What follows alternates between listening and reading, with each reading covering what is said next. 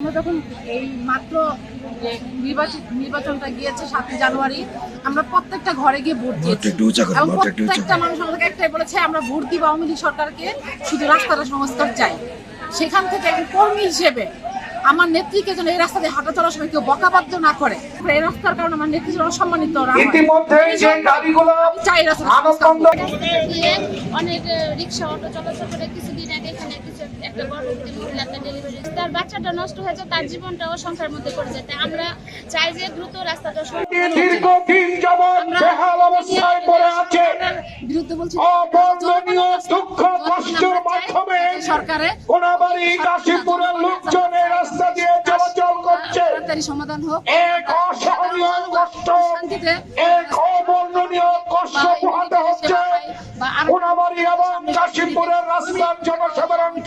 চাইতে পারতেছি এই জন্য বলতেছি যে আমরা এই গাজীপুরে দীর্ঘদিন ধরে বসবাস করছি।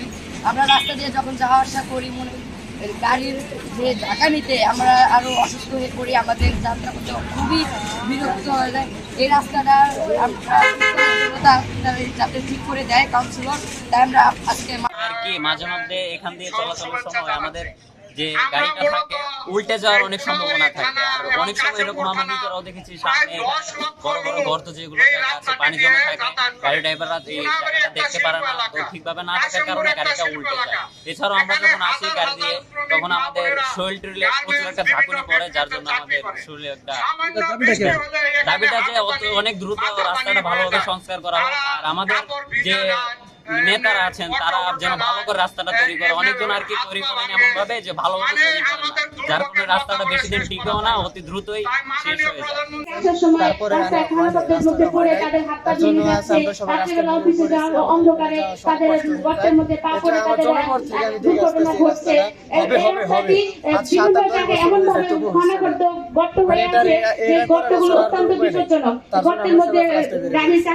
তারপরে এই রাস্তাটির সংস্কার কাজ উদ্বোধন করেছেন।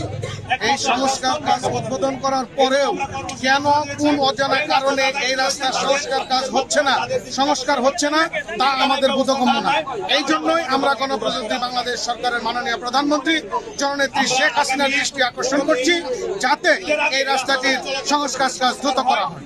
দেখেছি যে 1 বছর আগে রাস্তাটি উদ্বোধন হয়েছে, কিন্তু কি কারণে কেন এই রাস্তাটি এখনো কাজ হচ্ছে না, সেই জন্যই আমাদের রাস্তার যারা দায়িত্ব রয়েছেন তাদের দৃষ্টি আকর্ষণ করছি। কি কন্ট্রাক্টর রয়েছেন যারা দায়িত্ব রয়েছেন, যে রাস্তার কাজটি এখনো ধরা হলো না, এবং এই রাস্তার কাজের না করার কারণে জনগণ ক্ষতিগ্রস্ত হচ্ছে এবং সরকারের ভাবমূর্তি নষ্ট হচ্ছে। এবং জনগণের কাছে আমাদের একজন রাজনৈতিক কর্মী হিসাবে আগামী দিনে যে ভোট চাবো, সেই মুখ আমাদের নেই, বিগত দিনে আমাদের ছিল না।